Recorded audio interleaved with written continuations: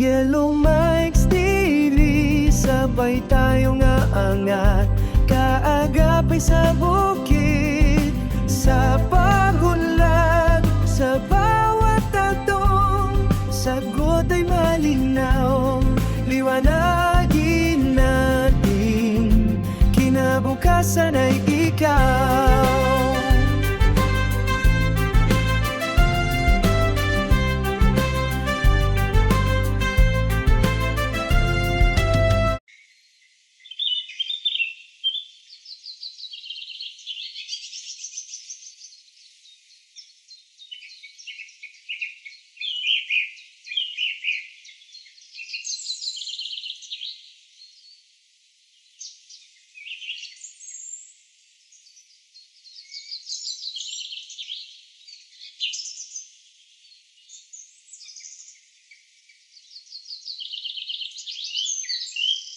Mga ka-organic, may papakita po ko sa inyong taniman ng talong dito po sa Kadayakan, Maria Aurora.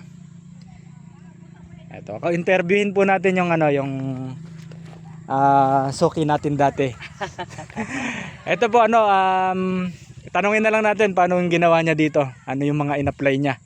Tignan niyo po, papakita ko muna yung mga talong niya. Ano, ang tataba po ng talong, oh. Yan. Tignan po natin yung yung sistema po ni Sir Charm Lukingan. Expert po ito pagdating sa talong. Hindi ko. Ayan, pakita natin siya. Ito. Ayan. Hello. So magandang umaga po. Magandang buhay po sa ating lahat. Matagal na rin po ako farmers nga lang, naudlot-udlot. Ngayon, yun pong dating ginagamit ko na organic na galing kay Brad Gerald. Tignan niyo po yung pagkakaiba. Ito po, synthetic tong isang line. Ito yung may maliliit, ano? Opo, yan may po yung maliliit siya. pure synthetic na ginamit ko. Tapos ito naman na po yung, tignan nyo po yung pagkakaiba. Pagdating naman dito, ito na yung may organic. ito yung synthetic. Tignan natin yung height, yung taas, Ayun.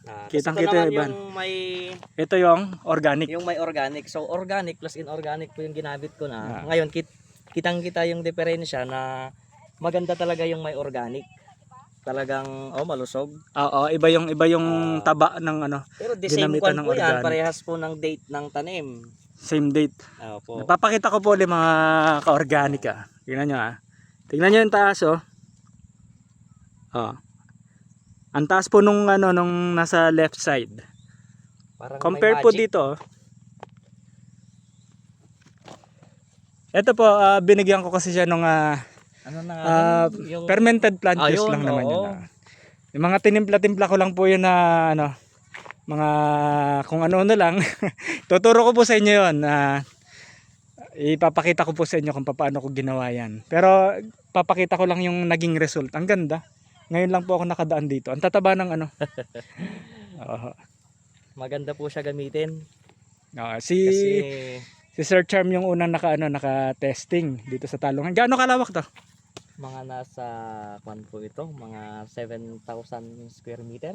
7,000, malaki-laki rin. Opo, kulang 3/4, parang ganon. Or half hectare ka na lang po siguro natin. Half hectare para Opo. sigurado. Mga ilang puno? Nasa 7 po ito 7K. 7,000. Opo. Oh. Wala na, pagdaan ko po kasi dito, natuwa lang ako kasi nakita ko ang ganda nung taniman. Saka yung taba nung talong, tingnan mo, ang ganda. Makikita nyo po talaga yung malusog na halaman, Ayun, Iba po talaga pagka ginagamitan ng organic fertilizer. Yan si Sir Charm po kasi hindi niya 100% agad na organic. Pag may banto ng organic tapos may banto rin ng inorganic. So balance fertilization lang po yung ginawa niya. Pero okay lang po 'yon. Okay lang naman kasi ito pang niya, pang benta niya kasi. Ayan, pakita ko po yung maganda. Ang lawak po nung nung taniman niya.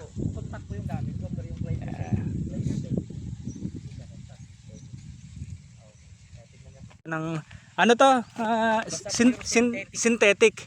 Etong isa na to, tingnan mo, pansin mo ang payat nung ano nung puno. Pure systemic po siya mga kwan. Ito ang purong systemic. Opo. Mas maliit siya compared doon sa mga ano ginamitan ng organic ano. Yes, talaga. Organic. Ito maliit. Tingnan niyo pa po ito. Maliit lang din siya. Sabi ko, buti ko pinagsabay-sabay ko na. Pagdating dito sa ibang the rest, Kwan po.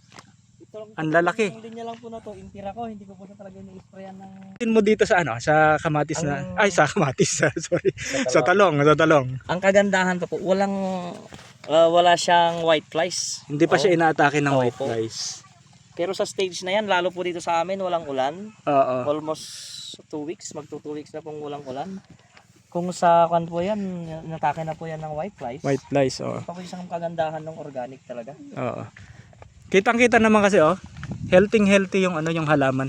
Mula puno, mataba. Ganda. Oo. Maganda po. Meron kasing merong agronomist na nagsabi. Pagka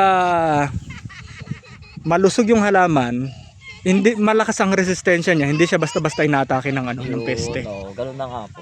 Oo. Malakas ba kumbaga sa tao may immune system. Oo, kumbaga Malakas yung resistensya. ayun dati pong purong synthetic ang ginagamit, ngayon May organic na po. may organic na. Mas Yes. mas nakita mo yung resulta. Opo. Malaki po talaga naging diferensya nung kan pure synthetic. Ganon din sa fertilizer. Ang bilis umaasim ng lupa. Totoo. Second cropping mo, Mm. kikita mo to na lang, bakit parang kahit apply ka ng fertilizer, bakit parang hindi tumatalab? Eh, siyempre maasim na po pala yung lupa. Kaya ang sikreto nasa organic. Ganon. Hindi man po natin pure organic kasi nga po sabi ko open field po tayo. At least organic plus inorganic. Ganon po siya. Less din po sa lason. Nag-trial ka. Trial and error po para makikita ko yung difference. Ngayon malaki. Malaki diferensya. Ano masasabi mo pag naghahalo tayo o gumamit tayo ng organic? The best talaga yung organic plus inorganic. Kumbaga hindi man natin ma-assure talaga na pure organic kasi nga open field, open area tayo. Kaya organic plus organic talaga the best. Lahat naman ng farmers alam niya yan. Yun din ang sikreto nila, mga organic talaga. Kaysa yung tadtarin natin siya ng puro synthetic, Masisira po yung lupa. masisira. Magiging Oo. acidic. Oo. Ganun po yung mangyayari. Magiging acidic na siya. Sunod na tanim mo, wala na. So ang sikreto, nasa magandang lupa. Di ba? Kamo yan bro. Si Sir Charm po yung yung unang-una nating mga naging content sa ating vlog na nagkaroon ng problema ka noon di ba sa sa bacterial wilt? Bacterial wilt. At saka yung black leaf po, kung maalala ninyo. Black League. Sa organic yung ginamit din natin noon na i-survive. Tapos ang ginamit natin yung full harvest Yun, product, full harvest, yung yung microbial inoculant. Kasi siguro dahil puro synthetic ka kasi noon. Puro synthetic po talaga na. Hindi ka gumagamit talaga noon nung mga time na yun ng organic. Puro synthetic. Siguro nangyari noon, na-stress yung halaman. Doon na umatake na yung mga mga peste. Masyado naging acidic po yung lupa. Tapos nung ginamitan ko ng Microbial inoculant. ang galing. Yun ang nakapagpa-survive sa atin. So ngayon nagbabalik po ulit tayo. Sana po magtuloy-tuloy na. Ayan, sige, maraming salamat po sa inyong panonood mga kababayan.